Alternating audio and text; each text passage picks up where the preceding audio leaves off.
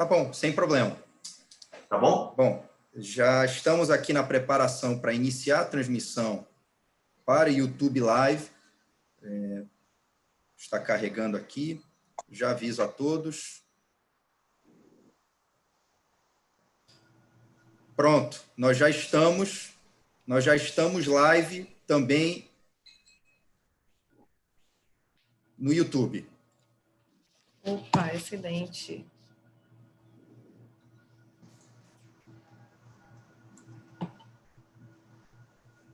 João, recarreguei aqui, ainda não consegui. Veja aí, Brenda, no meu já está. Já? Perfeito. Ele tem um pequeno delay, mas já está em andamento aqui. Perfeito? Então, a palavra é sua, Brenda. Bem, boa noite a todos, boa noite aos nossos panelistas, convidados. Muito obrigada por aceitarem o convite do IAP. Boa noite a todos que estão nos assistindo. Queria dizer que para a gente é uma honra tê-los aqui. Dizer também que são pessoas assim que dispensam a apresentação, então tem muito a engrandecer a nossa noite com as suas falas. Muito interessante a gente estar conseguindo compor de maneira tão múltipla esse debate, trazendo a visão da advocacia com o Dr. Deusdedit, trazendo o lado da magistratura com o Dr. Ney, trazendo também o Ministério Público do Trabalho com o Dr. José Cláudio. Isso certamente tem a enriquecer muito o que a gente vai debater aqui. Estou ansiosa para ouvi-los. Vou já passar a palavra para o presidente Clóvis, mas antes quero lembrá-los de como é que vai ser o funcionamento do nosso debate aqui hoje.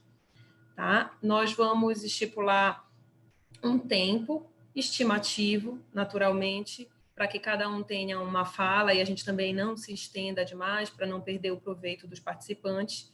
E consideremos 5 minutos de considerações iniciais para cada um. Vamos usar sempre o critério da ordem alfabética, então começando pelo professor Deusdedit, depois o doutor José Cláudio, depois o doutor Ney, para a gente não se perder. Depois vamos fazer perguntas direcionadas a vocês. Voltamos com 4 minutos para a resposta e 5 minutos para considerações finais. Então, 5, 4, 5. Durante o transcorrer do nosso debate, como o João já frisou, vamos tentar manter os microfones fechados para evitar qualquer interferência e qualquer barulhinho que possa atrapalhar na exposição do colega. E é isso, agradecer imensamente, temos assim uma banca super de peso aqui para debater com a gente hoje, doutores, autores de livros, acho que vai ser uma grande noite. Presidente, a palavra é sua.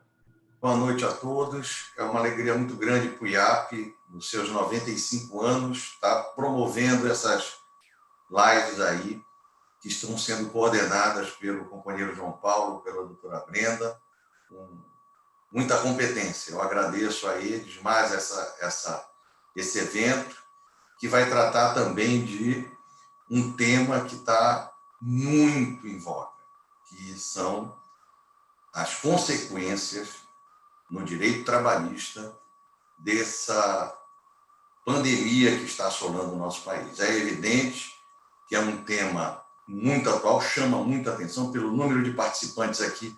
Logo no início já se vê que teremos várias pessoas interessadas aqui no debate. Eu queria agradecer, em nome do IAP, ao professor Deusdedit Brasil, grande advogado trabalhista, foi meu professor de Direito do Trabalho, ao doutor professor João José Cláudio, que é grande homem da Academia do Direito do Trabalho no Pará hoje, assim como o doutor Ney, magistrado também da Academia do Direito do Trabalho por aqui. Eu desejo a todos um debate muito bom.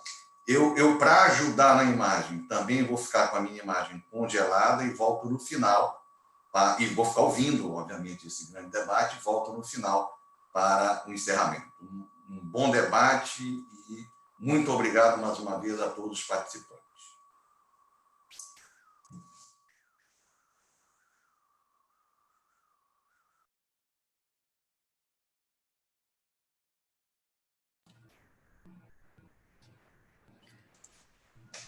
Brenda, vou lhe dar as honras para que você possa começar aqui a formular a nossa primeira pergunta, ou melhor, passar a palavra, né, para o professor Deusdedit, para que ele possa fazer suas considerações iniciais.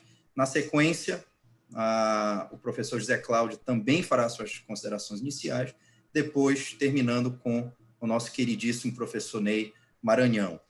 Desde já, com essa minha oportunidade de fala, quero agradecer imensamente ao IAP, nesses 95 anos, a gente poder estar contribuindo para essas lives, para esses encontros, que certamente, nesse momento de pandemia, muito se faz necessário. Muito se faz necessário discutir o direito dentro de um contexto em que tem sido inovador, tem sido inédito para todos nós. Então, professor Deusdedit, a palavra é sua para suas considerações iniciais. Boa noite a todos.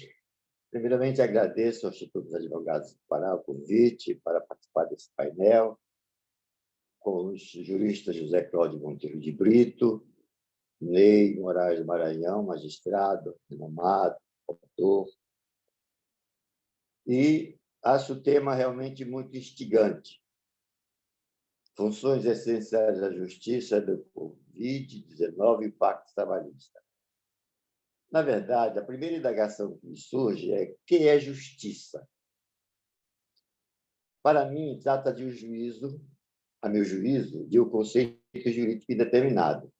Nesta linha, na lição de Michael Sandler, pode-se indagar quais são as nossas obrigações uns com os outros em uma sociedade democrática. O governo deveria taxar os ricos para ajudar os pobres, às vezes é errado dizer a verdade. Matar, em alguns casos, moralmente justificável. É possível desejar ou legislar sobre moral? Os direitos individuais, bem como comuns, estão necessariamente em conflitos? A reflexão leva-me a abordar três concepções de justiça. A primeira diz que a justiça seria a maximização da utilidade ou bem-estar. A segunda justifica respeitar a liberdade de escolha, tanto as escolhas reais, que as pessoas podem viver no mercado libertário, quanto as escolhas hipotéticas que as pessoas deveriam fazer em posição original de equanimidade, visão igualitária liberal. A terceira, a qual me feriu, a justiça envolve o cultivo de virtude e a preocupação com o bem comum. Feriu essa terceira concepção. Quais são as funções essenciais da justiça? A resposta está na Constituição, Ministério Público Federal, Advocacia Pública, Advocacia, Defensoria Pública. Ditas funções essenciais constroem, essas ditas funções sociais constroem ou cultivam uma virtude ou uma preocupação do bem comum, desde que para exercer as funções essenciais devem ter esse escopo. Sem esquecer que a inércia do juiz, não há juiz sem autor. Ele espera ser provocado, examina o problema e dá a sua solução. É como diz Calamandrei, a inércia para o juiz é o equilíbrio, isto é, a imparcialidade, que preze os princípios da jurisprudência, dos valores que admite o juiz criativo, exercer funções criativas. No que concerne ao Covid-19, eu penso que nós vamos viver um processo do realismo jurídico, porque, como diz Jorge P., quando o direito ignora a realidade se liga e ignora o direito. E nós estamos numa travessia, não é? Quer dizer, e aí temos que lembrar que a omissão do Estado ao dispor sobre, e numa intervenção nas relações de trabalho, se faz necessária, sobretudo porque o que nós estamos vivendo no momento é imprevisível. Não havia, todos nós, eu acho que o universo está realmente surpreso com o que nós estamos vivendo. quando eu digo isso, eu quero dizer que nós estamos vivendo uma travessia, que significa dizer que nós não temos outra opção senão atravessar. E a maneira de atravessar é através da lei que liberta, trazendo as alterações mediante intervenção do Estado, no sentido de proporcionar a continuação do emprego e a sobrevivência das empresas. A não intervenção do Estado seguramente levaria a um grande problema de ordem social incalculável. E sobre travessia, há um tempo em que é preciso abandonar as roupas usadas, que já formam o nosso corpo, esquecer os nossos caminhos que nos levam sempre ao mesmo lugar. É o tempo da travessia. Se não ousarmos fazê-la, teremos ficado para sempre à margem de nós mesmos. É uma travessia de Fernando Pessoa.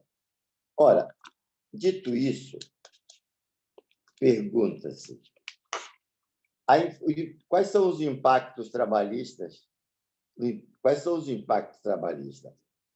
Está expresso na medida provisória 936, teletrabalho, antecipação de férias individuais, concessão das férias coletivas, aproveitamento e antecipação dos feriados, banco de hora, suspensão das exigências administrativas e segurança e saúde do trabalho, direcionamento do trabalhador para a qualificação e diferimento do recolhimento do fundo de garantia do tempo de serviço.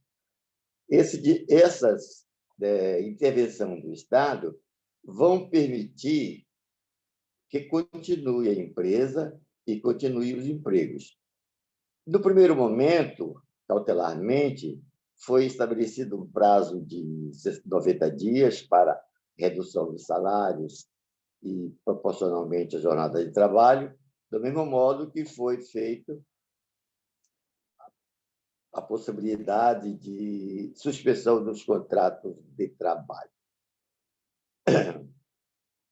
Nós temos convicção de que, se não houvesse uma intervenção do Estado,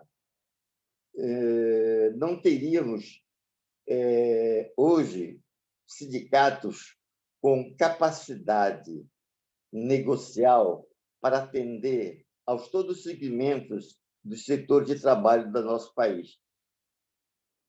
Tanto é assim que, durante os primeiros, digamos assim, 20 dias da vigência da medida provisória 936, foram feitos mais de 2.500 acordos de redução, 2 milhões de acordos com redução da jornada de trabalho e respectivo salário. Imaginemos se os sindicatos resolvessem, considerando as mais diversas categorias profissionais, de intervir na linha da liminar que deu o ministro Ricardo Lewandowski, para que eles examinassem e dissessem se aceitavam ou não o que havia sido negociado com o empregado e empregador. Ora, na verdade, a travessia já tinha sido feita, porque o Estado veio ajudar nessa travessia. E é nessa linha que eu acho que vai continuar. Se não vencermos essa calamidade pública dentro do prazo estipulado na medida provisória de até 90 dias, seguramente haverá prorrogação, porque não há outra opção.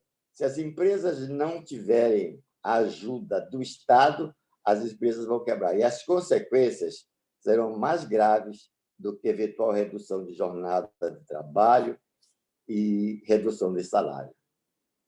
Eu acho que são essas primeiras considerações que eu tenho a fazer. Muito obrigado. Perfeitamente. Muitíssimo obrigado.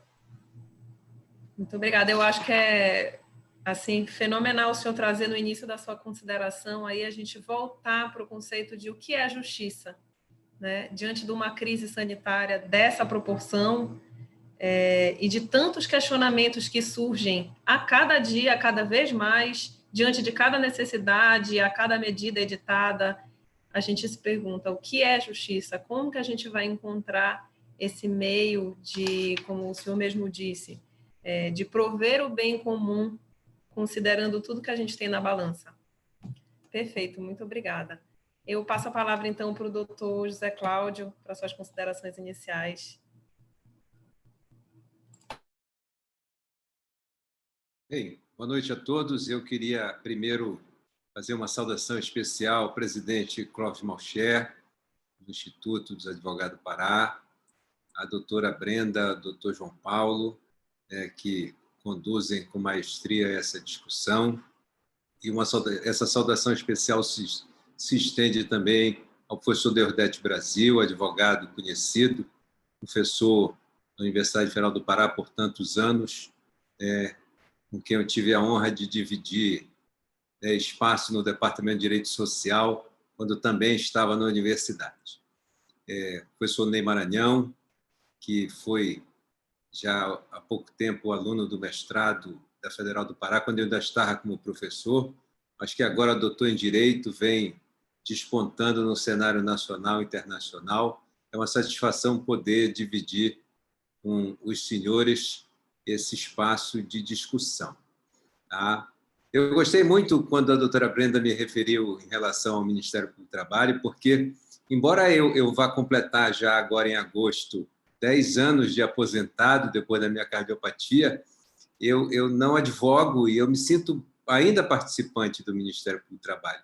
E por uma razão muito simples, as convicções que eu tinha naquele momento são as mesmas convicções que eu tenho hoje em dia, exercendo o magistério e as letras jurídicas, o magistério e todas as funções dele decorrentes exclusivamente no SESU. Tá? Bem, as minhas considerações iniciais, elas talvez sigam na mesma trilha do professor Deusdedit. O que me preocupa principalmente em relação aos efeitos da pandemia do Covid-19 são as questões de justiça. É claro que essa não é uma crise exclusivamente sanitária, ela gerou e vai gerar, com consequências ainda não, que nós não somos capazes de avaliar, uma crise fiscal, um Estado que já vem depauperado, que já trabalha com um déficit fiscal muito grande, que agora vai ter que fazer um esforço hercúleo para poder oferecer a sua parte, que é a parte do leão, não dessa vez para tirar, mas para colocar a parte do leão na tentativa de, se não salvar, pelo menos minorar os efeitos drásticos que vão ocorrer em relação à economia deste país. E quando a gente discute a questão trabalhista, ela está dentro dessa questão econômica. Dentro dessa questão econômica. Por conta, principalmente, da paralisação parcial da atividade produtiva, que tem gerado consequências extremamente danosas, não só para a economia, mas para os sujeitos à relação entre capital e trabalho. Vem atingindo desde os trabalhadores, que são o elo fraco da relação, hipossuficientes em qualquer circunstância, até as grandes empresas. Até as grandes empresas, porque a paralisação ou pelo menos a desaceleração da atividade econômica não tem poupado absolutamente ninguém. Mas, quando eu penso nessas questões, e aqueles que conhecem, eu venho discutindo isso, principalmente no Instagram e alguns textos que venho produzindo, eu discuto isso também, como fez o professor Deusdedit, a partir de uma ideia de justiça. Tá? Embora a minha ideia de justiça eu faça dividindo em dois aspectos, que é o que eu convencionei fazer desde que eu escrevi um livro já há alguns anos atrás, há quase 10 anos atrás, o Ações Afirmativas, de que no Brasil, quando se discute ações que são praticadas e produzem efeito em relação a terceiro, nós devemos discutir justiça em dois aspectos. Primeiro, sobre o aspecto da conformidade com o ordenamento jurídico, e essa é uma discussão importante. Me parece que nessa sucessão de atos que tem sido praticado em todos os aspectos da área do direito, por diversos governos de diversos níveis da federação, uma coisa que tem sido deixada de lado rigorosamente é o respeito aos direitos fundamentais. E essa é uma possibilidade que não deveria nem encontrar espaço para discussão. Os direitos fundamentais, eles compõem o nosso acordo básico.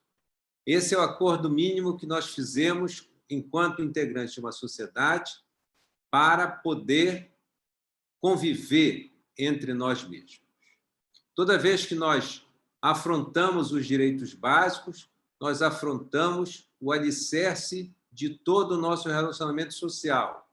Não só ofendemos no plano jurídico, nós ofendemos também no plano das relações. Nós colocamos em xeque essa relação de cooperação que forma uma sociedade que se pode considerar justa. E discuto também sobre outro aspecto de justiça, que para mim é o segundo aspecto desse duplo aspecto, que é a melhor forma de distribuir os direitos entre os integrantes da comunidade. Em relação a essa questão, tá, nós precisamos discutir justiça como justiça distributiva. Tá? E me parece que, nesse caso também, especialmente em algumas decisões que vêm sendo adotadas, sobremaneira uma delas do Supremo Tribunal Federal, tomada na sexta-feira, a distribuição dos encargos não tem levado em consideração a capacidade de suportá-los. Essa é uma crítica que eu fiz na sexta-feira, mas que já faço há muito tempo em relação às decisões judiciais. Tentam distribuir os encargos sem levar em consideração que alguns são capazes de oferecer melhores condições para suportar esses encargos e outros nem tanto. Mas essa é a minha fala inicial. Eu acredito que, a partir dos questionamentos e do debate, nós podemos aclarar melhor essa posição. Então, eu encerro por aqui essa parte inicial, mais uma vez agradecendo o convite para participar do painel. Muito obrigado, professor José Cláudio. Seguindo na mesma linha do professor Deusdedit, eu já disse isso anteriormente, professor José Cláudio, aqui repito, sou um dos seus seguidores no Instagram, e o que o seu grupo de pesquisa, Teorias da Justiça, vem produzindo, também trabalho decente, a qual também coordeno, e essas ideias diante de um estado de exceção que estamos vivendo, a partir do momento em que o decreto legislativo número 6 decretou a pandemia, o que nós temos visto na prática mesmo é uma guerra entre entes federativos, com qual limite? Né? E essas provocações, a partir de uma teoria de justiça, que você muito bem coloca, o professor Deusdedit aqui também colocou, pretendemos hoje afunilar no âmbito da justiça do trabalho, ou no âmbito das relações trabalhistas. Então, uma fala muito pertinente que nós precisamos tê-la sempre em mente, haja vista que não se pode simplesmente, em nome de eventual pandemia ou em nome de eventual necessidade de isolamento social, você rasgar esse pacto básico, utilizando as suas palavras aqui relacionadas aos direitos fundamentais. E agora, professor Ney, queridíssimo professor Ney Maranhão, nosso convidado hoje, que representa aqui a magistratura, conforme a Brenda aqui colocou, buscamos trazer para esse evento pessoas, né, com uma visão múltipla sobre inúmeras questões. Eu passo a palavra agora para você fazer as suas considerações iniciais, desde já renovando para mim, para o Instituto, a grande honra em tê-lo aqui conosco nessa noite. Obrigado, professor João Paulo Mendes Neto, uma satisfação. Quero agradecer ao IAP, na pessoa do professor Clóvis Malcher Filho, né, que é o seu presidente. Obrigado pela honra do convite, pela confiança, né, na minha pessoa, acreditando que, de alguma maneira, eu poderia contribuir aqui com o evento. Quero cumprimentar também os meus queridos companheiros aí de painel, né, de fala, o professor Deusdedit Brasil, né, um professor da Universidade Federal do Pará, né, uma pessoa muito respeitada, advogado militante, o doutor Zé Cláudio, professor Zé Cláudio, nosso professor Zé Cláudio, né, João? É uma referência para todos nós. Para mim é uma alegria hoje compartilhar com ele, né, essa discussão e ser seu confrade, tanto na Academia Brasileira de Direito do Trabalho, quanto futuramente aí na Academia Paraense de Letras Jurídicas, com posse vindoura. Quero cumprimentar a doutora Brenda também, que está conosco, né, atuando aí como mediando a nossa fala. Bom, nós temos aqui alguns minutos, né, João? 4, 5 minutos? Eu vou aproveitar, talvez, pela ênfase que foi dada à dimensão da magistratura, que estaria aqui representada na minha pessoa, o que eu ia falar eu vou alterar um pouco, vou correr esse risco de alterar, para tentar enriquecer um pouquinho mais e até fechar essa tríade de abertura, em que eu vi o professor Deusdedit iniciando a sua fala com muita sabedoria, discutindo a própria ideia de justiça, e depois vi o nosso amigo José Cláudio desenvolvendo essa perspectiva, já entrando na perspectiva dos direitos humanos e dos direitos fundamentais. E aí eu pensei aqui, se não seria o caso de, como magistrado, conferir nessa minha fala inicial uma ênfase à dimensão dos fatos. Não que os fatos sejam secundários, não que os fatos não portem a nobreza de uma reflexão linda, como foi feita no início, filosófica, né? Ou incorporadora de direitos fundamentais. Mas talvez me caiba, como magistrado, então, fechar essa nossa fala inicial conferindo um colorido aos fatos, porque, convenhamos, não existe normatividade sem quadro fático, sem realidade. O professor Deusdedit Brasil já mencionou a grande menção, né, a clássica referência de Rippé, que quando o direito ignora a realidade se vinga ignorando o próprio direito. E isso é fato. Então, quando nós pensamos no fenômeno jurídico, nós pensamos num cenário de complexidade que engloba algumas dimensões. Eu recordo agora das lições do nosso querido professor Miguel Reale Júnior, que na sua teoria tridimensional do direito reporta a uma complexidade que envolveria pelo menos 3 facetas: a faceta axiológica dos valores, a faceta propriamente normativa ou jurídica, né, dos textos normativos, e a faceta da dimensão da realidade, na sua crueza e na sua dureza, né, que sempre expõe tensões entre a realidade e o texto normativo. E qual é a nossa realidade fática? Qual é o cenário que nós temos, o horizonte de realidade fática que nós estamos amargando neste momento? É o cenário pandêmico. Um cenário que nós não tínhamos ainda experimentado. Talvez a nossa geração enfrente o maior desafio, porque desafia certamente tudo que nós já pensamos a respeito de dimensões as mais variadas da realidade humana. Vejam que, por exemplo, se discute no Supremo Tribunal Federal e também, claro, nas questões jurídicas, que é mais afeitas ao nosso trabalho, nós estamos discutindo um cenário de crise e tentando e descobrindo os limites da regência jurídica de crise que a Constituição nos ofereceu.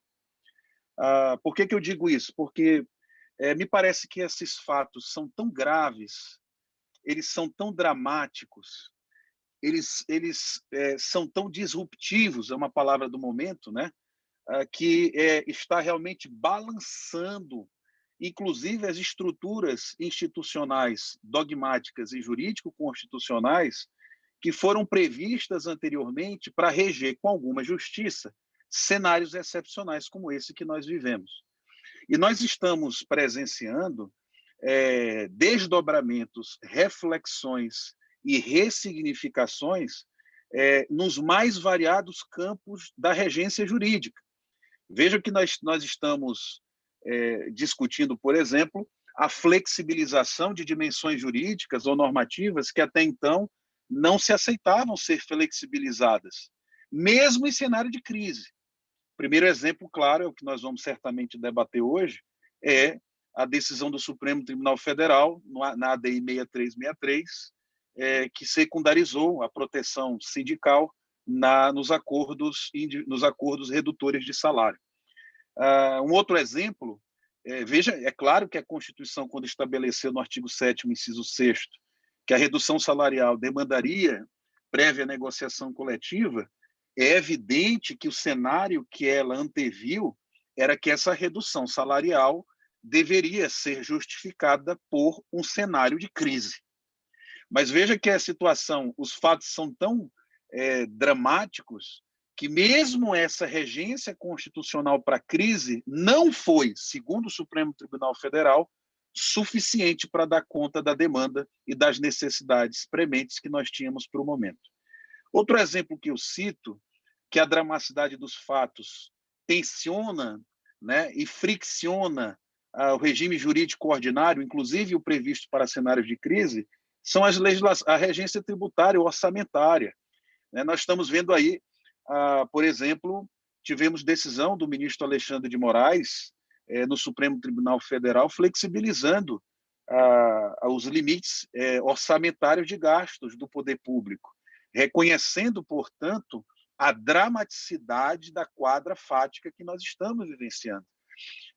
Nós temos também, por exemplo, uma PEC buscando reformular o texto constitucional no plano orçamentário, chamado orçamento de guerra, pelo presidente, né, Maia. Então, nós temos regência jurídica tramitando no Congresso para tutelar contratos, tutelar regência jurídica privada no cenário excepcional de crise. Então, isso tudo demonstra, e talvez essa seja a minha intenção, pelo menos neste momento, acentuar a dramaticidade dos fatos que nós estamos enfrentando no cenário pandêmico de 2020, a desafiar, portanto, toda a rede jurídica que estava estabelecida, inclusive em sede constitucional, esgarçando, ficando evidente o seu esgarçamento, a sua insuficiência e, portanto, desafiando a todos nós a pensarmos canais e alternativas que sejam mais sensíveis a essa nova situação de coisas. Então, é óbvio que o direito do trabalho não ficaria de fora dessa chacoalhada do mundo dos fatos. Então, seriam essas... eu diria que nós não estamos no cenário de crise, nós estamos no cenário de tragédia. Os colapsos são múltiplos, não é só o colapso sanitário, como bem disse o professor Zé Cláudio.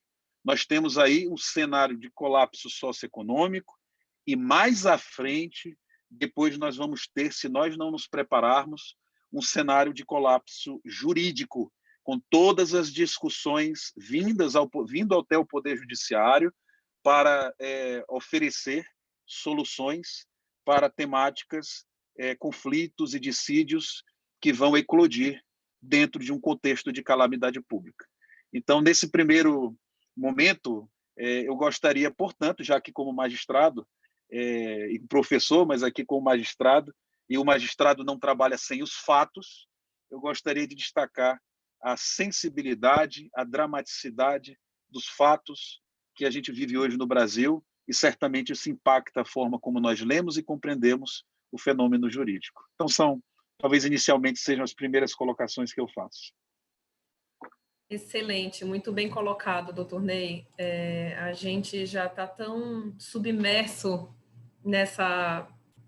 nesse ciclo da pandemia que a gente toma por presumidos os fatos como graves, mas nunca é demais fazer um retrospecto e com muito conteúdo, como o doutor colocou aqui, sobre a gravidade do que realmente a gente está tratando.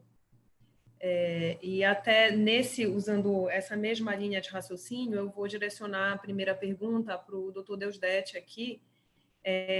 Nós estávamos debatendo outro dia sobre essa situação da gravidade da questão econômica, como o senhor colocou, né? A gente sabe que ela é uma crise sanitária que está se convertendo numa crise econômica sem precedentes e que implicou no fechamento de muitos comércios, naturalmente, por questões da quarentena, em determinados municípios um grau maior, em outros menor, como a gente tem acompanhado diariamente, essas normas continuam sendo atualizadas, os municípios estão tendo, e os governos estaduais também, por consequência, estão tendo uma tendência de vir não flexibilizando, estreitando, tornando essas regras mais rigorosas, que é o nosso caso aqui no Pará, tanto no governo estadual quanto no governo municipal. A gente tem aqui algumas medidas recentes, inclusive do nosso prefeito, impondo cada vez mais restrições e que atingem diretamente os empregadores e os empregados por via de consequência. A minha pergunta para o Dr. Deusdedit é nesse sentido, de se a redução drástica dessa atividade produtiva, no seu olhar, com toda a sua experiência, Dr. Deusdedit, elas justificam as alterações que foram feitas no regime do teletrabalho e do banco de horas. A gente sabe aí que o banco de horas já passou por uma alteração recente com a reforma trabalhista, então já tinham sido implementadas novidades na legislação com relação a isso, e mais recentemente, com a medida provisória, salvo o melhor juízo, a 927, trouxe também outras tantas alterações com relação ao banco de horas, aí o que se tem questionado, chamado de bancos de horas negativo, né? Então, a seu ver, essa situação, na gravidade em que ela se encontra, justifica essas alterações que foram feitas na MP sem ou com prejuízo do empregador e do empregado? Eu acho que sim. Eu faço uma crítica, apenas uma alteração de que fez a respeito da segurança do trabalho, em que foi permitido o trabalho em atividade insalubre até extraordinário. Essa aí eu acho que ela deve ser excluída, porque se nós estamos pensando na dignidade do trabalhador, na valorização do trabalho, que são princípios da nossa Constituição, dignidade da pessoa humana, não é razoável, em função dessa calamidade pública, você submeter o trabalhador a uma atividade insalubre e ainda em área extraordinária em função de uma calamidade. Está colocando algum plus dessa calamidade que não pode. No que concerne ao banco de horas, eu acho que pareceu-me razoável, porque no momento que se vive, não sei nem se é possível, no momento, ter banco de horas, porque nem trabalho está ocorrendo. Isso aí para uma hipótese, talvez, do retorno das atividades. Porque, na verdade, informações dos meus clientes está parado, quer dizer, não há possibilidade. Quer dizer. No que concerne ao teletrabalho, não houve muita alteração. Apenas se permitiu que o empregador possa modificar o trabalho presencial pelo teletrabalho. E isso aí não traz prejuízo para o trabalhador. E, por outro lado, permite à empresa reduzir os seus custos, porque quando você tem um trabalhador na empresa, ele está consumindo energia, né? A empresa está gastando. E no trabalho, não é que queira jogar para a conta do trabalhador a despesa decorrente desse teletrabalho, porque a norma previu que, na hipótese de os equipamentos pertencerem ao trabalhador para o exercício do teletrabalho, a empresa tem que negociar com ele o contrato para indenizar o que for necessário por essa prestação de serviço. Se ele não tiver, o empregador fará um comodato para ele. Então, eu não vi assim que a alteração, o teletrabalho, a alteração, tenham trazido modificações muito graves. Foi só permitir que aquele trabalho que era essencialmente presencial se transformasse em home office e permitisse que ele fosse realizado. E o que, se não tivesse surgido a regulamentação, quer dizer, estaria em dificuldade. Pode fazer, não pode fazer? O empregador teria que negociar com o empregado. Agora, não, o empregador, a norma permitiu que seja o empregador determine o trabalho, o teletrabalho, arcando com as consequências. Se o equipamento for do empregado, ele vai fazer o contrato escrito sobre a indenização que tem que ser feita. E, se não for, ele vai fornecer o material incomodado para o empregado. Sinceramente, não vejo nenhum prejuízo para o empregado essas alterações do teletrabalho. Perfeito. A gente sabe que a proteção ao emprego, nesse momento, é um pilar, né, para a diminuição da crise econômica, mas a gente também vê do governo, embora tenha essa boa vontade, talvez uma regulamentação ainda um pouco deficiente para algumas questões que a Justiça vai acabar tendo que se pronunciar mais cedo ou mais tarde. O banco de horas negativo é permitido? Quer dizer, esse trabalhador ele pode ficar todos esses dias sem produzir nenhuma hora e depois como ele vai readequar todas essas horas na sua jornada? Acho que são questões que vocês podem... Essa é novidade para nós, né? Para todos. Vai ter que ter... Isso é que eu acho que poderia ser objeto de uma negociação coletiva. Que permitiria que se fizesse de maneira muito mais, digamos assim, discutida, avaliada, para se... Eu acho que nessa hipótese, mesmo porque aí haveria tempo para se discutir isso. A norma está aí para implantar um sistema por categoria da negociação para implementar esse branco negativo.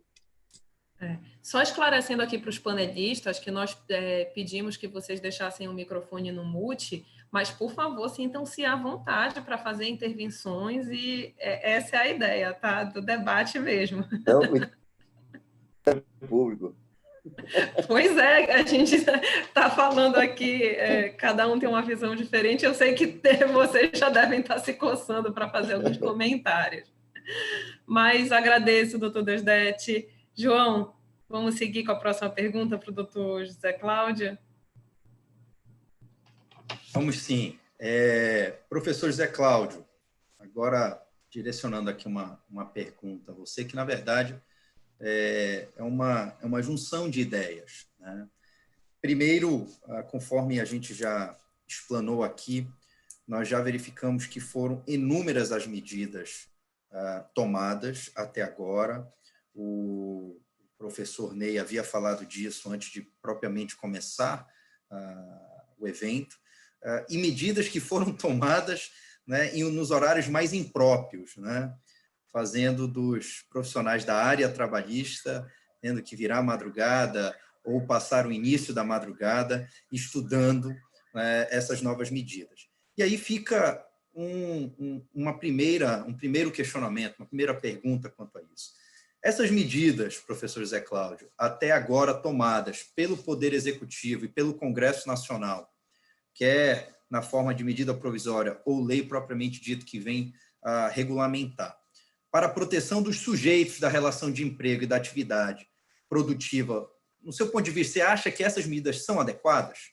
E, em um segundo momento, né, isso, levando em consideração um tema que é de grande conhecimento, que é o direito sindical, dentro da sua obra, que todos nós já tivemos o prazer de ler, e pergunta em relação como ficam também essa relação em relação aos sindicatos, ou seja, inúmeras decisões em momento como este que nós estamos vivendo retiram ou relativizam a participação dos sindicatos, né, e as recentes medidas adotadas também, e até o que foi decidido pelo STF em matéria de direito do trabalho, mostra que as entidades sindicais, no seu ponto de vista, estão alijadas a essas discussões que envolvem os trabalhadores em pandemia ou não. Então, seriam essas duas considerações que nós estamos aqui fazendo uma junção quanto à proteção dos sujeitos envolvidos nessa relação de emprego, professor. Eu vou até marcar meu tempo aqui para não passar demais. Em relação à primeira questão, eu queria dizer o seguinte: nós temos um modelo de distribuição de direitos do Estado, tá? E nós temos uma forma de organização e de ação estatal que é absolutamente injusta, né? Os Estados sempre trabalham numa perspectiva utilitarista e, portanto, eles medem as preferências e as necessidades da população a partir do que é majoritário, não levando em consideração a totalidade dos interesses em disputa e as necessidades, principalmente as particularidades dos indivíduos. Isso por exemplo, do ponto de vista sanitário, mostra que está bem revelado agora, nós sempre trabalhamos com uma seletividade no atendimento, ou seja, atendemos até um determinado limite, o que motiva um alto grau de judicialização, e agora estamos sendo obrigados a oferecer um sistema de saúde universal, sem excluir ninguém, porque a população não aceita não ser atendida, e os políticos não querem mostrar que não são capazes de oferecer a ajuda mínima nesse momento, né? Tenho muito medo do que isso vai resultar, até porque eu tenho certeza que não vai resultar em coisa boa. Mas isso mostra bem como nós nos conduzimos. Mas nós estamos diante de um governo que tem o comando da economia entregue a alguém que acredita que somente os direitos de liberdade, somente a liberdade econômica, são suficientes para que a sociedade possa ser considerada justa do ponto de vista da distribuição. O ministro Paulo Guedes é claramente um libertário. Esse cenário é um cenário que deveria, em princípio, dizer a todos nós que aqueles que precisam do maior apoio nesse momento e que necessitam de um apoio em termos de necessidades de índole material não seriam atendidos. Mas, surpreendentemente, eu não vou dizer que as medidas são as melhores medidas possíveis, nem que elas já atenderam a necessidade da maioria da população, mas uma boa parte dessas medidas em matéria trabalhista, em matéria de preservação da renda, não são negativas no meu entendimento.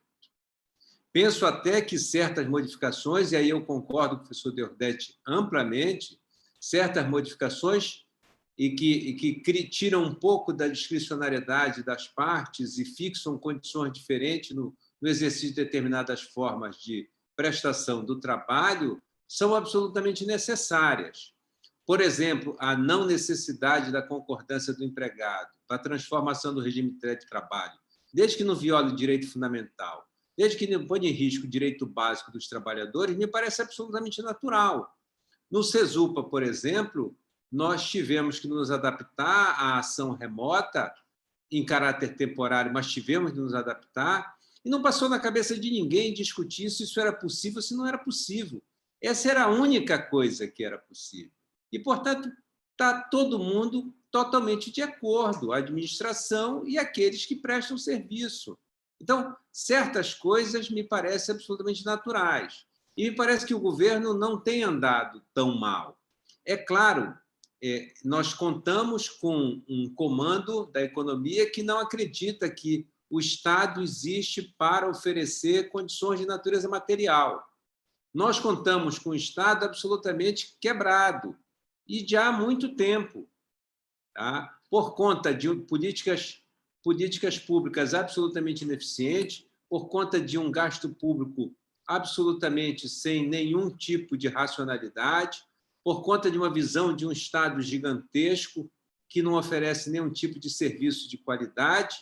E, hoje em dia, eu tenho dito, antigamente a gente tinha pudor disso quando eu era mais jovem, mas hoje em dia nós não temos mais. E totalmente destruído por conta de atos que são de malversação do dinheiro público, que não pode mais deixar de ser levado em consideração. Contanto, todo esse bojo, eu acho que as medidas elas não são de todo ruins.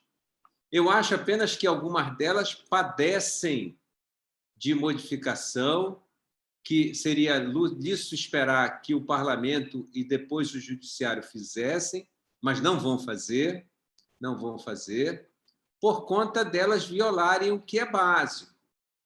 Porque a minha grande preocupação nós estamos num cenário de pandemia? Estamos. É uma crise sanitária gravíssima? É. Todos vão sofrer? Claro, todos vão sofrer. Mas os encargos têm que ser distribuídos levando em consideração a capacidade de cada um de sofrer com esses encargos. É por isso que o Estado é o primeiro, sim.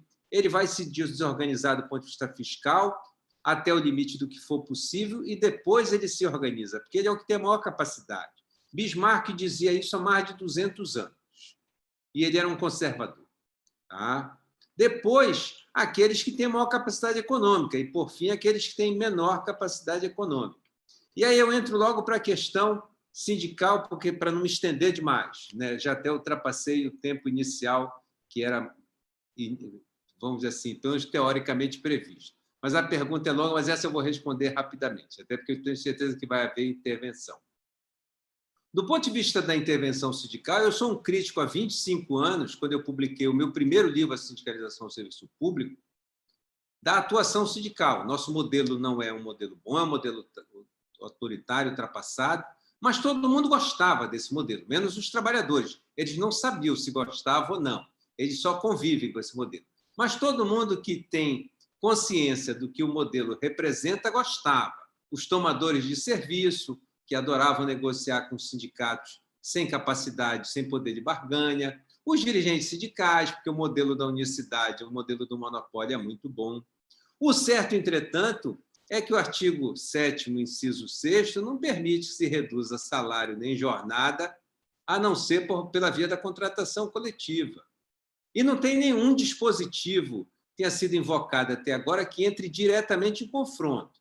Pode ser que nós temos direito ao trabalho, direito à saúde, mas o dispositivo que tenha sido protegido contra essa disposição não tem. Mas a atuação ou a proteção sindical não é uma proteção meramente instrumental. Ela é uma proteção garantida em todos os instrumentos internacionais relevantes. A Declaração Universal dos Direitos Humanos, o Pacto Internacional dos Direitos Econômicos, Sociais e Culturais, que o Brasil ratifica desde 92, a Convenção 87/98 da OIT, que compõe o que se chama de trabalho decente. Então, não há direitos humanos dos trabalhadores sem proteção sindical, porque os trabalhadores não conseguem negociar diretamente pela via individual com o tomador de serviço. Isso não é negociação, isso não é ajuste, isso é imposição. E é falacioso qualquer outra conclusão a respeito. Eu já fui tomador de serviço, mas eu sou empregado há mais de 30 anos. Na verdade, eu vou completar 40 anos como empregado. E eu sei muito bem qual é o meu poder de barganha individualmente. Todo mundo sabe. Além do mais, no momento em que eu retiro dos trabalhadores a voz coletiva e imponho a eles uma imposição que vai ser determinada a partir da vontade do empregador, eu estou distribuindo os maiores encargos para quem tem menos. Isso viola qualquer ideia equilibrada de justiça do ponto de vista distributivo. Não é porque eu sou um rawlsiano e Rawls diria que um acordo dessa natureza seria absolutamente injusto. É porque é injusto mesmo. Então, o que o Supremo fez contra o voto lúcido do ministro Fachin, que foi procurador do Estado como eu, ele do Paraná e eu do Pará, com quem eu já dividi bancas na Federal do Paraná de doutorado, que o voto lúcido do ministro Fachin foi o único voto que efetivamente compreendeu a lógica daquela discussão. Nós não podemos jogar fora os nossos direitos fundamentais simplesmente porque uma situação se alterou. A Constituição tem salvaguarda e tem meios. Daqui a pouco, nós vamos estar aceitando mais violações ainda. Nós já aceitamos. Nós aceitamos violação à nossa liberdade de expressão, nós aceitamos violação à nossa liberdade de locomoção, nós agredimos o direito à saúde pública nos aglomerando, né? E nós estamos achando isso ótimo. Agora, nós estamos achando ótimo também que o sindicato seja alijado. Eu não acho que o sindicato tenha condições de fazer os melhores acordos, mas que ele é a voz dos trabalhadores, é. E que o que a decisão do Supremo Tribunal Federal fez foi violar todos os tratados de direitos humanos que nós ratificamos e ofender a Constituição Federal de forma absolutamente direta. Né? Triste história. Vai ser lembrado no Brasil como uma das péssimas decisões. Do Dworkin não tem uma lista das piores decisões da Suprema Corte Americana, nós devemos começar a fazer a nossa. E essa vai entrar com certeza, porque foi horrorosa. Muito obrigada, doutor José Cláudio. Eu ainda ouso acrescentar aqui ao seu discurso que foi cirúrgico. O nosso constitucionalista da corte, né, doutor Alexandre de Moraes, ainda colocou ipsilíteres no voto dele. É uma questão de ceder para sobreviver. Ceder com os direitos fundamentais, né? E assim a gente vai fazendo a nossa lista, doutor. É isso mesmo. Agora eu vou direcionar a pergunta aqui para o doutor Ney e vou trazer um pouco essa discussão mais para o campo prático, operacional. A gente sabe que todo esse esforço que o governo está fazendo tem medidas adequadas, outras nem tanto. O Supremo vai lá, reavalia, desfaz, faz uma emenda e a gente fica nessa loucura. Eu queria saber do senhor, doutor Ney, como se enxerga os impactos, o impacto dos efeitos dessa pandemia nos processos trabalhistas em andamento e nos futuros, né? E ainda, num segundo momento, seria necessário, do seu ponto de vista, reformar a legislação trabalhista, prevenindo crises futuras, agora que a gente sabe que uma pandemia mundial não existe só nos livros, né? Ou seria adequado manter o que nós estamos fazendo agora, que é a edição de medidas a cada caso concreto, né? Talvez uma próxima situação não se adeque a medidas fixas e seja necessário medidas concretas. Já do ponto de vista da questão dos processos trabalhistas, importante a gente trazer essa questão do andamento. A gente sabe, como nós tivemos a oportunidade de debater rapidinho aqui antes do debate efetivamente começar, que temos a classe dos advogados, que depende do funcionamento da justiça, temos a necessidade realmente do trabalhador de socorrer-se dessa justiça, e vemos também do Tribunal Regional, dos Tribunais Regionais do Trabalho, um esforço desmedido e geralmente sempre pioneiros à frente da Justiça Federal, da Justiça Estadual, implementando aí práticas eletrônicas que já estão possibilitando mudar um pouco o nosso funcionamento, o funcionamento do tribunal nesse período. O senhor vê que haverá um impacto também no futuro? Bom, são perguntas complexas para o tempo que a gente tem de resposta, né? E ainda tem um exercício de futurologia, na verdade, são duas perguntas bem difíceis, viu? Bom, é o seguinte, vou responder aqui iniciando pela dimensão processual. Eu sou entusiasta dos recursos telemáticos. Eu fui o primeiro magistrado, salvo engano, o primeiro magistrado que procedeu ao ato processual pelo WhatsApp. Eu já fiz várias oitivas de testemunhas por WhatsApp, já fiz videoconferência, já ouvi duas testemunhas, uma em São Paulo e outra em Altamira, na mesma sessão, os advogados em Belém. Enfim, eu não tenho dúvidas que a sociedade pós-pandemia vai ser uma sociedade inteiramente diferente desta. Na verdade, nós vamos ser, como seres humanos, inteiramente diferentes. Algumas coisas virão muito fortes. A gente vai antecipar 10, 15 anos, estamos antecipando 10, 15 anos de reflexão e prática de coisas que eu acredito que seriam sedimentadas de maneira muito natural no nosso cotidiano. O primeiro é isto, né? O diálogo virtual, né? As videoconferências, a telemedicina, por exemplo, é algo que, sem dúvida, vai ficar, né? Inclusive, para atender pessoas de regiões longínquas ou cenários de déficit do sistema de saúde. O teletrabalho também é uma realidade, um fenômeno que vai se aprimorar e vai vir para acontecer e se estabelecer no cotidiano das pessoas. E eu acredito que a chamada Justiça 4.0 também. Então, nós vamos aí entrar num cenário de aprendizado. O CNJ já oferece uma plataforma para que, de maneira gradual, as audiências elas voltem a acontecer.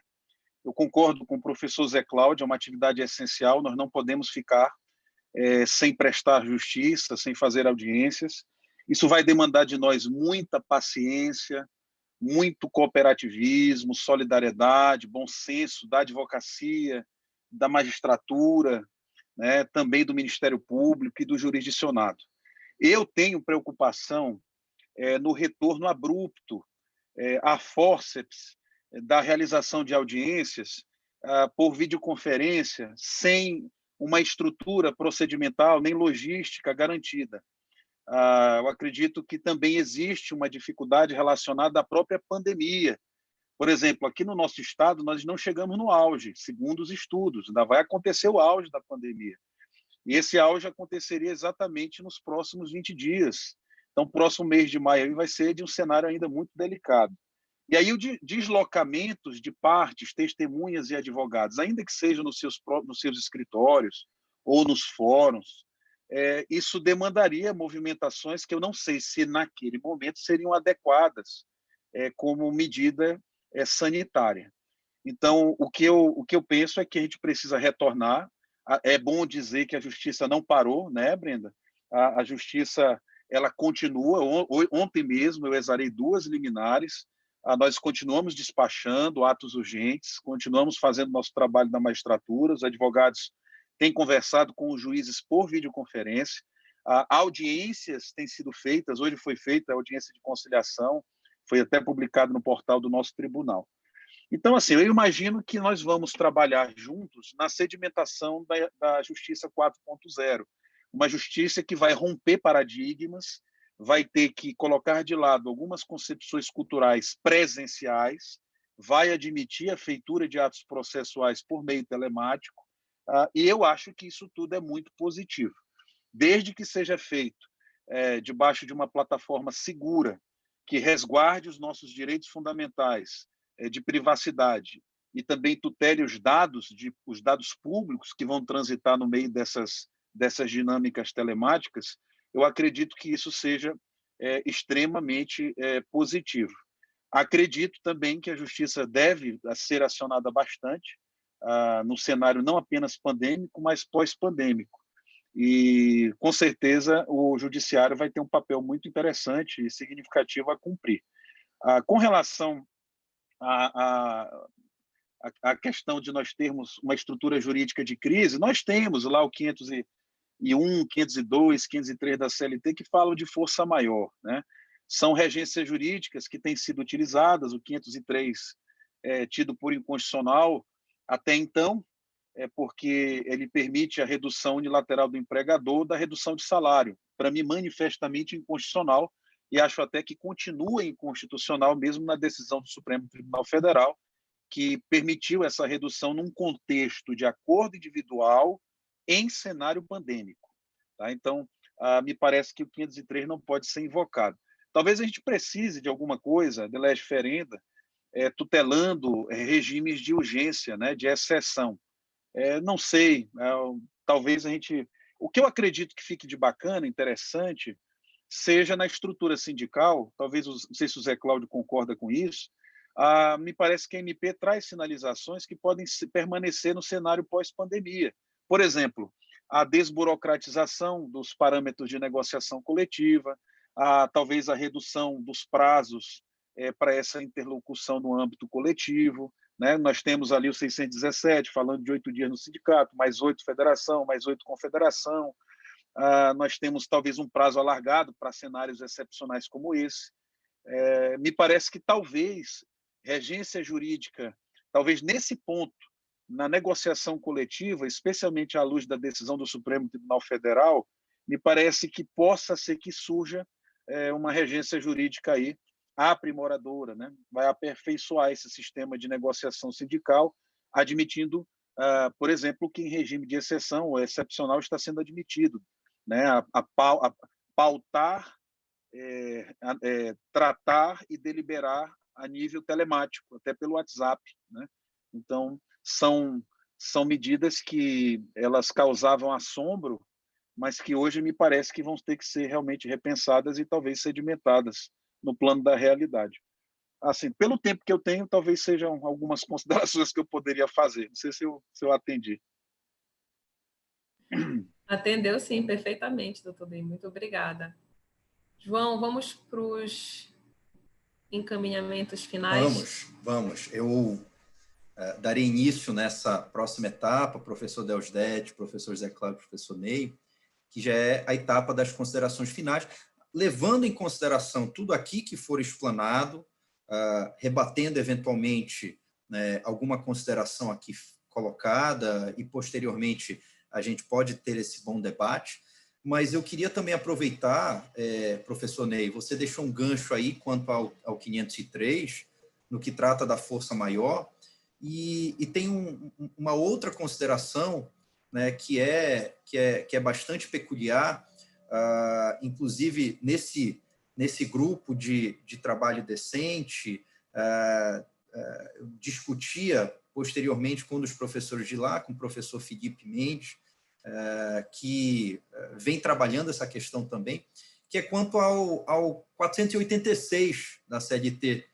professor Deusdedit, professor José Cláudio, professor Ney, no sentido de que essas declarações públicas, até mesmo, volto a dizer aquilo que iniciei na minha fala, nós estamos vivendo uma verdadeira guerra, talvez entre entes federativos, o que me preocupa muito no ponto de vista de nação, mas pelas declarações públicas do próprio Executivo Federal, no sentido de que haveria como atribuir responsabilidade ou algum tipo de responsabilidade ao Estado por eventuais rescisões de contrato de trabalhos ou de setores que tiveram sua atividade paralisada por esses atos do poder público, o famoso fato príncipe, né? O fato do príncipe. Será que isso também a gente pode colocar aqui para apimentar essa discussão, corroborando a ideia de força maior? Será qual a inserção, talvez, disso também? Né? Então, só mais uma provocação aqui, professor Deusdedit, professor José Cláudio, professor Ney, mas que isso possa, eventualmente, estar interligado na fala final de cada um de vocês. E, desde já, agradeço mais uma vez.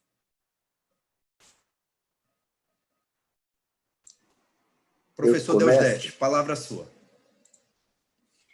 Logo que começaram os primeiros atos do governo, eu postei no Facebook dizendo que a responsabilidade seria do ente público que impedisse a realização da atividade ou desse causa a recessação no contrato de trabalho. Todavia, hoje, eu penso que facto príncipe não se aplicaria na situação que nós estamos vivendo. E eu vou dizer por quê. Os atos do Estado, ele visa a sociedade como um todo. Porque se você fala, se ele for punido porque ele não permite o desenvolvimento, a prática, o exercício de determinada atividade, para evitar que haja a propagação, a infecção das pessoas, nós estamos direito aí de um elemento muito importante, que, para mim, é o mais relevante, que é a defesa da vida. Né? Quer dizer, se nós fôssemos... E o Estado, de certo modo, está assumindo um pouco dessa responsabilidade, não por decorrência dos próprios atos dele, mas em decorrência da pandemia e da problema gravíssimo, essa tragédia que vive o nosso país. Quer dizer, essa é uma realidade que nós estamos vendo, e, por isso, carrear ao Estado a responsabilidade, porque ele determina, determina não, e alguns estados estão até determinando, fique em casa, põe a polícia para botar o cara para casa, quer dizer. Mas essa é uma atitude, até que eu me convença em contrário, essa isolamento horizontal e não vertical, como é o presidente da República, isso aí livra o Estado de responsabilidade, na minha opinião, e não se aplica o caso do artigo 486 da Constituição Nacional do Trabalho. É como eu penso.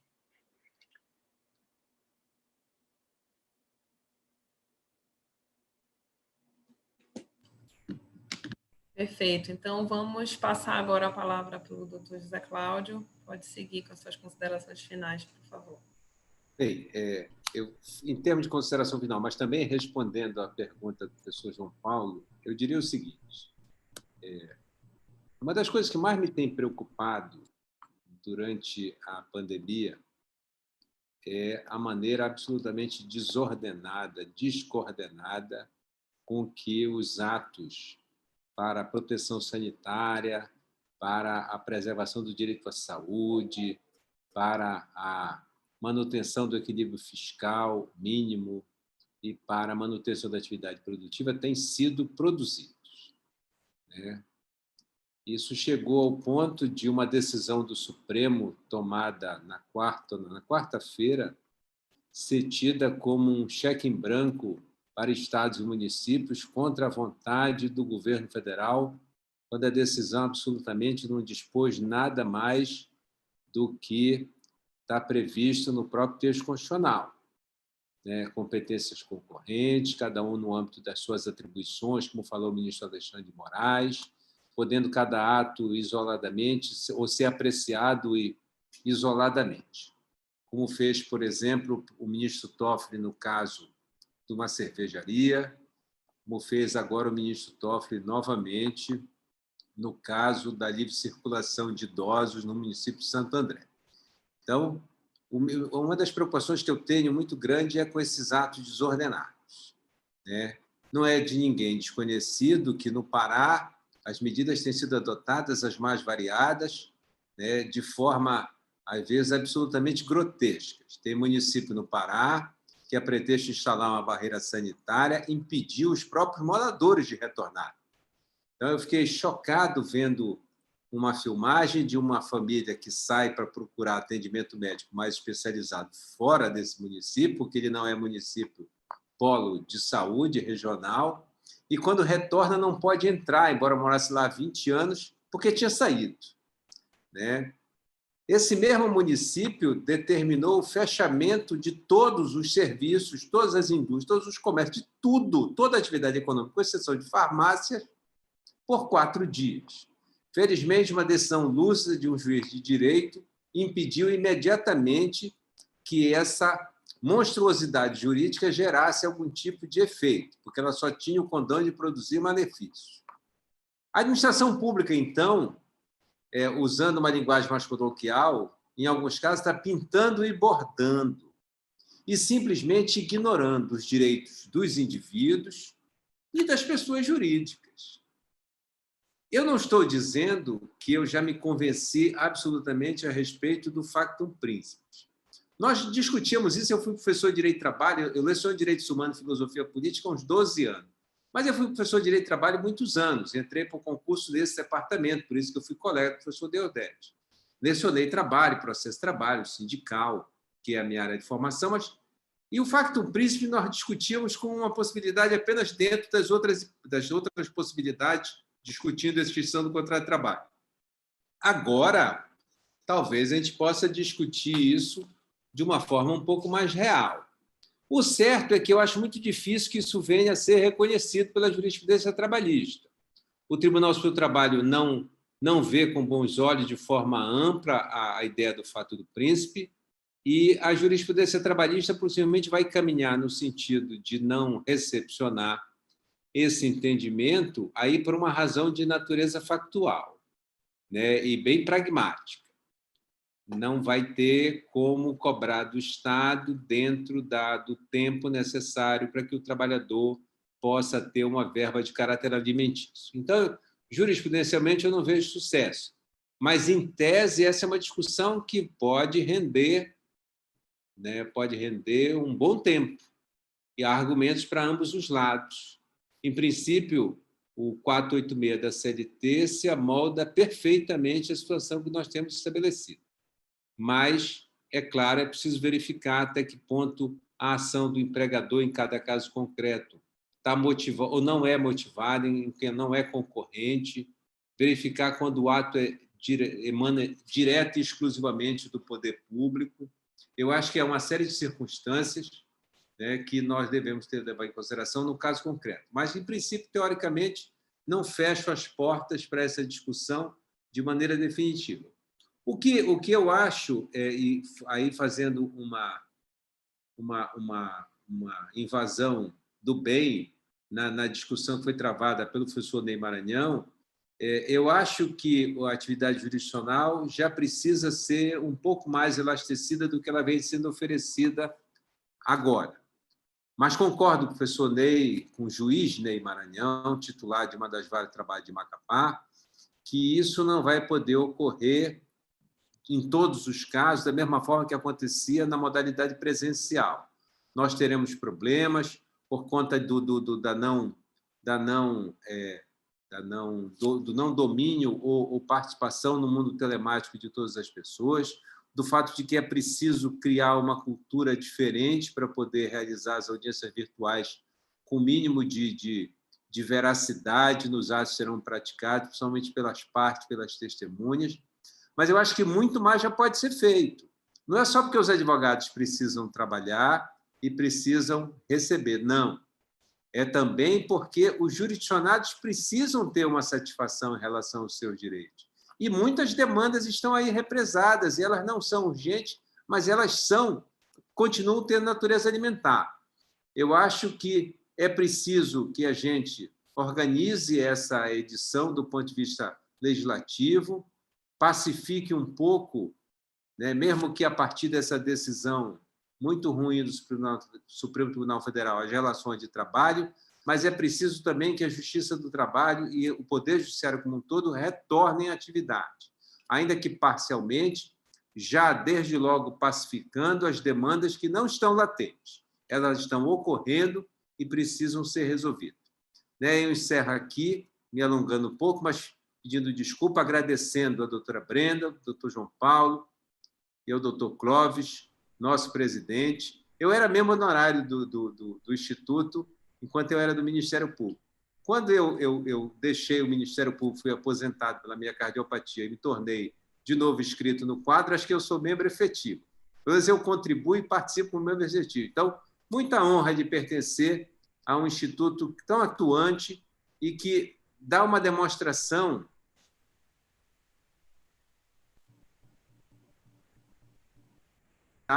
e como nós podemos fazer as coisas continuarem acontecendo, mesmo quando a situação não é a mais favorável possível. O Instituto vem fazendo, na administração do presidente Clóvis, um trabalho belíssimo de resgate de uma série de questões, né? E fazia isso presencialmente com os almoços, com os eventos, o professor Deusdedit falou, eu já falei também, né? O professor Milton e tantos outros mais. Pois bem, agora ele faz pela via remota e continua com a mesma excelência. Então, meus parabéns, EAP. Muito obrigado aos três pelo convite que me foi feito. Uma satisfação estar aqui. Obrigada, doutor José Cláudio. Muito bom ouvi-lo, suas considerações muito pertinentes. Passo agora a palavra para o doutor Ney. Seus encerramentos, por favor. Bom, vamos lá. Quanto à questão do fato do príncipe, eu vou aqui abordar na perspectiva técnica. Me parece que o 486 ele tem duas exceções, ou ele comporta duas exceções. A primeira exceção é aquela regra tradicional do direito do trabalho de que os riscos do empreendimento recaem sobre o empregador, exclusivamente. É o artigo 2º da CLT.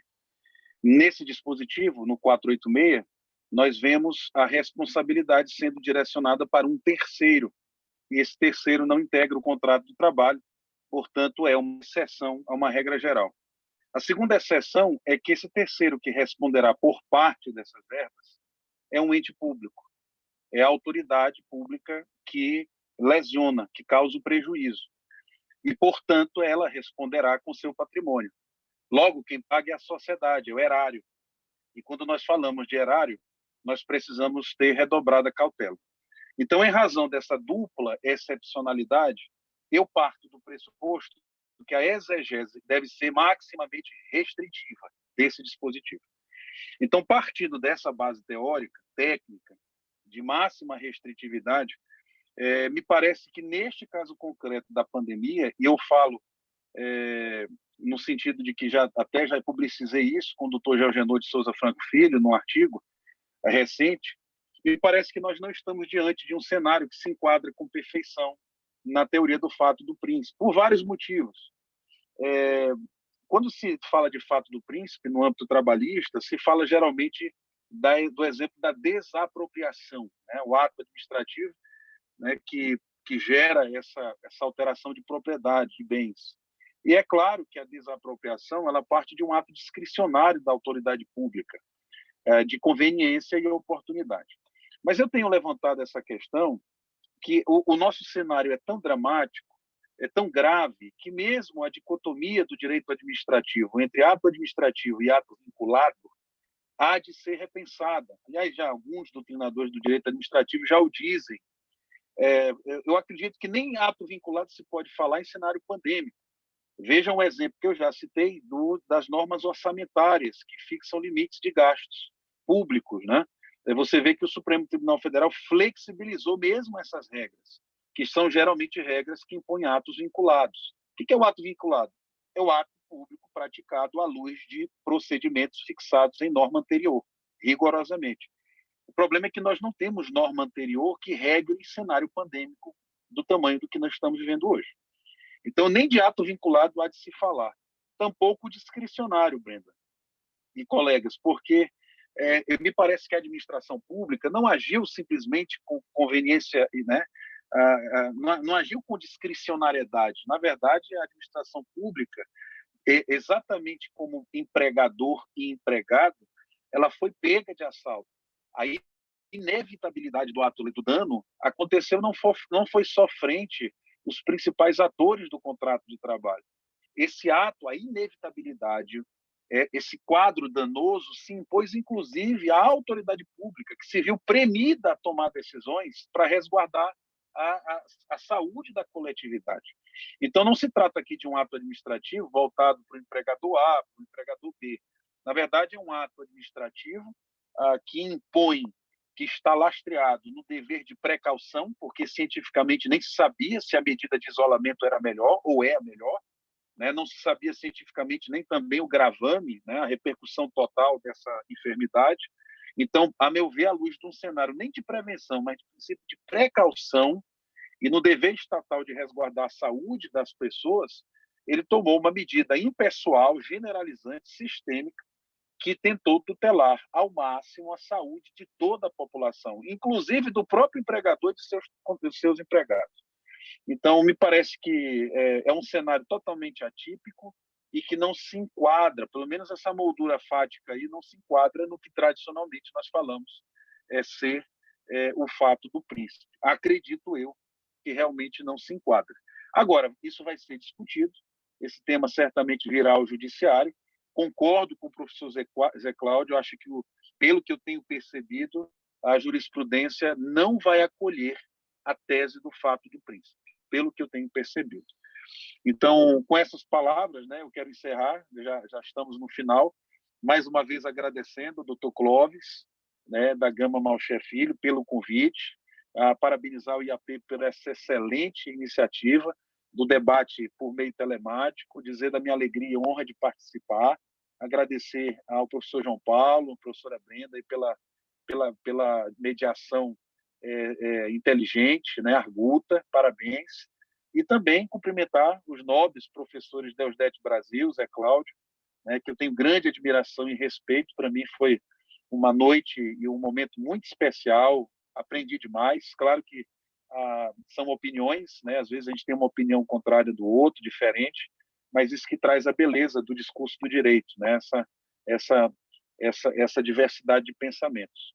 Mas agradeço muito pela oportunidade e continuo à disposição que precisarem, né? O IAP, doutor Clóvis, conte sempre comigo no que for necessário, viu? Vai ser um prazer. Bom, professor Deusdete, deixa eu abrir aqui para o senhor falar, por favor. Questão futura.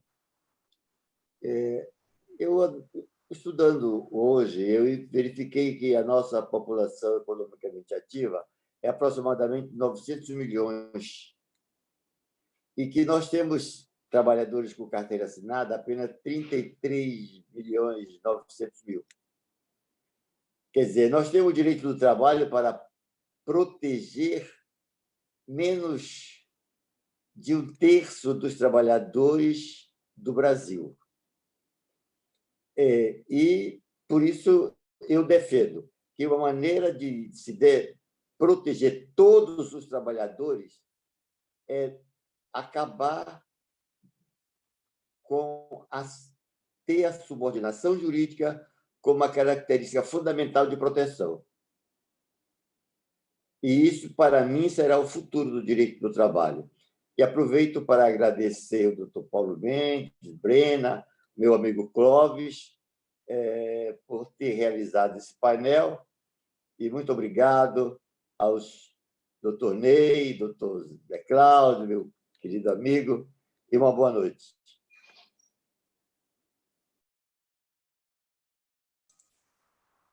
Bom, muitíssimo obrigado aos professores que aqui estiveram conosco. Preciso dizer para muitos que já me conhecem, o presidente Clóvis deu essa missão para a Brenda e para mim, que muito me alegrou de conduzir esses debates aqui em homenagem aos 95 anos do Instituto dos Advogados do Pará.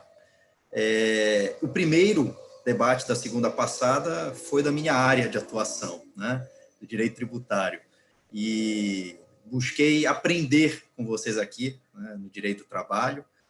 Certamente o professor Zé Cláudio ajudou muito no roteiro, o professor Felipe Mendes também ajudou muito nessa condução, a Brenda, que também agradeço aqui de público, e muito embora, como eu disse, já tenha atuado na Justiça do Trabalho, mais em matéria tributária, naquilo que é possível, essa discussão, até mesmo do fato do príncipe ou força maior, a gente leva de um ponto de vista orçamentário, que até o professor Ney começou a falar dele, iniciou a falar dele nesse sentido. Uma das primeiras ações que foram levadas ao ministro Alexandre de Moraes, seria na relativização da lei de responsabilidade fiscal. E é engraçado que o professor Ney falou, olha, o fato do príncipe, o Estado é um terceiro que não faz parte. Agora, engraçado também que nesta ação, professor Ney, quem fazia parte seria a União. Mas o ministro Alexandre de Moraes disse, olha, vamos relativizar para todos os entes, União, Estados e municípios. Então, e parece que a gente tem aqui uma questão de segurança ou insegurança jurídica, de um cheque em branco dessa relativização, que seria um outro viés de olhar a coisa. Mas estou apenas aqui já fazendo algumas considerações daquilo que foi dito, mas preciso mesmo agradecer mais uma vez ao presidente Clóvis da Gama Malcher Filho pela oportunidade, parabenizando mais uma vez mais um exitoso evento do Instituto dos Advogados do Pará. Agradeço de sobremaneira aos professores que aqui conduziram também, trazendo seus pontos de vista de uma forma tão clara, tão didática, e também com aquele aprofundamento teórico necessário para essa situação que nós estamos aqui vivendo. Então, professores Deusdete, Ney e José Cláudio, o meu muito obrigado de coração. Ter vocês aqui para nós foi motivo de grande honra e de grande alegria em mais esse projeto.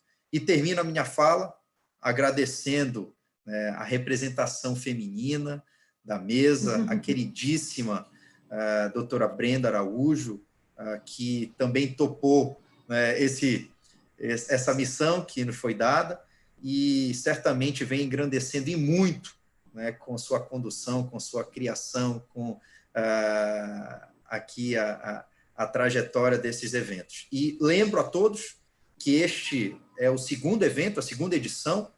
Nós teremos mais 2 edições, ao menos, presidente Clóvis, ao menos 2 já confirmadas, que serão nas próximas 2 segundas-feiras.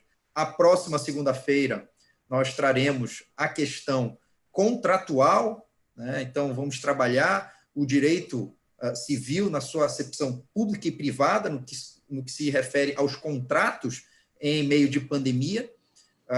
Então, desde já fica o convite a todos, próxima segunda, às 19 horas, aqui estaremos nesse terceiro encontro do Instituto dos Advogados do Pará. Mais uma vez, agradeço a todos. Doutora Brenda, a palavra é sua. Obrigada, João. Obrigada pelas palavras carinhosas aí. Muito produtivo o nosso debate hoje. Quero agradecer mais uma vez aos panelistas pelas suas contribuições de coração aberto. Eu vejo, e não atuo com a matéria trabalhista, mas vejo que a matéria trabalhista, por alcançar-nos, a nós todos, em uma esfera ou outra, enquanto empregados ou empregadores, ela é, no geral, permeada muito pelas nossas experiências individualizadas. Isso faz com que, às vezes, as discussões fiquem um pouco diametrais, né, como um jogo de times rivais ali, um repá e tudo. Todo mundo tem opinião, nem todo mundo estuda, nem todo mundo sabe, mas todo mundo opina. E, nesse contexto, ter um debate... não posso concordar. Nesse contexto, ter um debate assim, tão cortês, tão proveitoso de conteúdo, tão instigante para que nós nos aprofundemos e possamos realmente tentar chegar no que seria um bom senso, um meio termo, é mais enriquecedor ainda. Quanto mais a gente fala dessa crise nos seus diversos aspectos, em todas as matérias do direito afetada, mais eu tenho para mim que não vamos conseguir superá-la, seja agora, seja no futuro, enquanto cada um de nós, enquanto pessoa, não der a sua melhor capacidade ética, seja na relação de trabalho, seja com relação aos tributos, em todas as áreas. Eu acho que é uma lição que a gente está tirando disso, alguns certamente não aprenderão, mas vai ser um exercício muito válido. Vejo também que já estamos colhendo os frutos na esteira do que o doutor Ney falou, estamos aí talvez avançando o que avançaríamos em 15 anos com relação a usar a justiça de maneira mais eletrônica, os meios telemáticos. Eu gosto muito do Richard Susskind, que é um professor que é PhD pela Universidade de Oxford, e ele estuda muito essa questão do futuro dos serviços jurídicos. E ele, na última obra que ele publicou, ele fez a previsão de que nos próximos 20 anos nós avançaremos mais do que nos últimos 2 séculos com relação à implementação dos serviços jurídicos. E ele certamente não poderia prever essa pandemia que está acelerando, acho que num grau que a gente não tem nem como calcular. A previsão dele, que eu acho muito acertada, é que nós vamos nos aproximar a entender que as cortes, a justiça, os tribunais, são um serviço e não um lugar físico. Então, deixo aqui meu singelo agradecimento à Justiça Trabalhista por tudo que sempre fez nesse aspecto pela Justiça do Brasil. Hoje a gente vê, nem esperando o CNJ dar passos, já se antecipando, regulamentando formas de fazer o acesso à justiça acontecer pelo meio eletrônico. Muito pouco se fala, há um mal-estar velado aí com relação ao pioneirismo da justiça trabalhista nessa área, e a justiça estadual fica ali silente, finge que não viu, finge que não tem uma justiça amiga para emprestar soluções, e vai tentando construir, às vezes, o seu próprio caminho, quando já temos uma experiência anterior bem-sucedida. Então, mais uma vez, a justiça trabalhista está provando que tem, sim, como a gente aliar o acesso à justiça em qualquer contexto, guardadas as devidas precauções necessárias. Então, por fim, agradeço aqui, mais uma vez, o presidente também, Clóvis, pelo desafio que nos foi atribuído. São temas diversos, é natural que nós não dominemos esses temas, ainda mais a ponto de conduzir, talvez, debates com pessoas de tão alto escalão, portanto, certamente também tenho aprendido muito. E parabéns ao Instituto dos Advogados do Pará, que está trazendo uma grande contribuição para a comunidade jurídica paraense com os webinários e os próximos eventos que viremos a fazer. Por que não? Meu muito obrigada. Presidente, as honras do encerramento são suas. Queria agradecer a você, João Paulo e Brenda, por mais esse evento, aos nossos palestrantes, professor Deusdedit, professor José Cláudio, professor Ney, pelas palavras carinhosas em relação a mim, em relação ao nosso instituto. Eu estou presidente do instituto, eu não sou o presidente do instituto, né? E nesses nossos 95 anos, a nossa programação era recheada de bons eventos. Tínhamos programado já vários almoços, palestras, tínhamos programado a nossa festa dia 30 de maio dos 95 anos, e, logicamente, em razão dessa crise sanitária, econômica, etc., estamos nos adaptando a uma nova realidade.